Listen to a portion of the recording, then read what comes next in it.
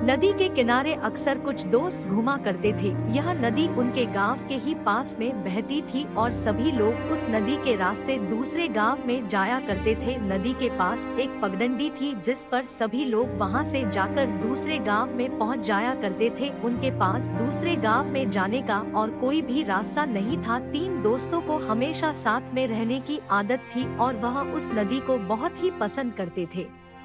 Because जब भी वह उसके किनारे चलते थे तो उन्हें ठंडी हवा का एहसास होता था और वह उस एहसास का अनुभव करके बहुत ही खुश हो जाया करते थे। एक दिन मौसम का रंग बिल्कुल काला हो चुका था। ऐसा लग रहा था कि बरसात कुछ ही क्षण में होने ही वाली है। सभी गांव वाले अपना काम निपटा कर घर वापस जा रहे थे। उन्हें ऐसा लग रहा था कि अगर बारिश शुरू हो गई तो काफी देर तक नहीं रुकेगी। तीनों दोस्त साथ में दूसरे गाँव गए हुए थे। जब उन्हें भी मौसम का अंदाजा हुआ तो वह गांव से वापस आने के लिए बहुत ही जल्दी कर रहे थे। बिकॉज वह गांव में जल्दी पहुंचना चाहते थे कि इससे पहले कि बरसात शुरू हो जाए। लगभग सभी गांव वाले अपने घर पहुंच गए थे। बट तीनों दोस्त भी रास्ते में ही थे। कुछ ही देर बाद हवाएं चलने लगी और हल्की हल्की बरसात शुरू हो गई थी। गांव के कच्चे रास्ते पर पानी अगर पड़ जाए तो चलना बहुत मुश्किल हो जाता है।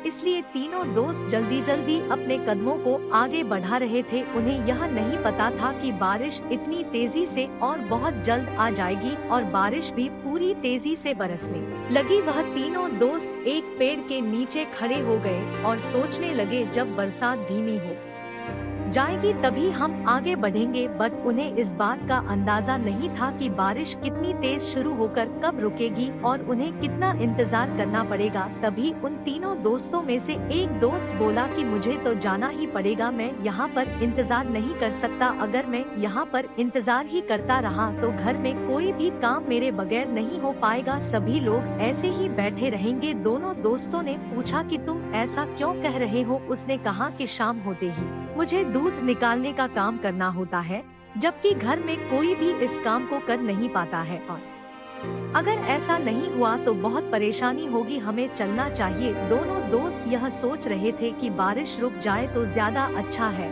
बट अपने तीसरे दोस्त की बात सुनकर उन्हें भी लगा कि मुसीबत हो सकती है, इसलिए हमें धीरे धीरे भीगते हुए बारिश में यहाँ से निकल जाना चाहिए। उसके कुछ देर बाद ही धीरे धीरे तीनों दोस्त आगे बढ़ने लगे। बरसात बहुत तेजी से हो रही थी। उनकी नदी का पानी भी बहुत तेजी से बढ़ रहा था। ऐसा लग रहा था कि नदी बहुत तेजी से बढ़ रही है। बरसात लगातार हो रही थी, बट बरसात में चलना आसान नहीं था। धीरे धीरे उनके पैर फिसल रहे थे बिकॉज मिट्टी गीली हो चुकी थी और उस पर चलना बहुत ही मुश्किल हो रहा था। भी अचानक तीसरे दोस्त का पैर फिसल गया और वह नदी में जाने लगा। दोनों दोस्त अपने तीसरे दोस्त को नदी में जाते हुए देख बहुत ज्यादा घबरा गए थे। उन्हें डर लग रहा था कि नदी में पानी इतना बढ़ चुका है कि वहाँ पर अगर कोई गया तो शायद वह बच नहीं पाएगा। बट इससे पहले कि दोनों दोस्त दूसरे दोस्त को पकड़ पाते, तीसरा दोस्त नदी में चला गया। दोनों दोस्त के सामने एक ही समस्या थी कि कैसे भी करके उसे बचाना पड़ेगा, नहीं तो वह अपने तीसरे दोस्त को खो सकते हैं। दोनों दोस्तों ने हिम्मत करके नदी में छलांग लगा दिए और अपनी तीसरे दोस्त का हाथ पकड़ने के लिए उसी के साथ बहते हुए आगे बढ़ने लगे। इतनी तेज बरसात में पानी पर उनकी पकड़ नहीं हो पा रही थी। बड़ी मुश्किल से दोनों दोस्तों ने अपने तीसरे दोस्त का हाथ पकड़ लिया और तीनों ने आपस में एक दूसरे के हाथ पकड़ लिए जिससे कि कोई भी कहीं छूट न जाए। उसके बाद तीनों दोस्त पानी के सहारे बहते हुए आगे बढ़ रहे थे। तभी उनकी नजर एक गिरे हुए पेड़ पर गई और वह उन्हें पकड़ने के लिए आगे बढ़ते रहे। जैसे उस पेड़ के पास पहुँचे, तीनों दोस्तों ने पेड़ की जड़ को पकड़ लिया बिकॉज वह पेड़ की जड़ वहीं पर से निकल रही थी। कुछ देर तक तीनों दोस्त इसी तरह मुसीबत का सामना करते हुए वहीं पर ही रुके हुए थे बिकॉज वह यह चाहते थे कि अगर पानी थोड़ा सा कम हो जाए, यह बरसात हल्की हो जाए तो हम बाहर निकल सकते हैं।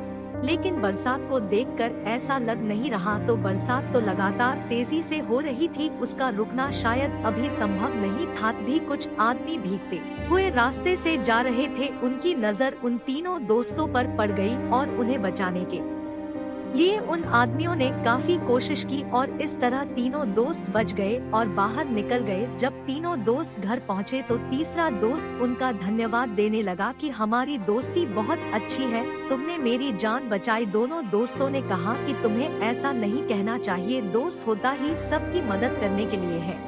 दोस्तों, ऐसी कहानी सुनने के लिए हमारे चैनल को लाइक करें, शेयर करें, सब्सक्राइब करें। Thank you so much.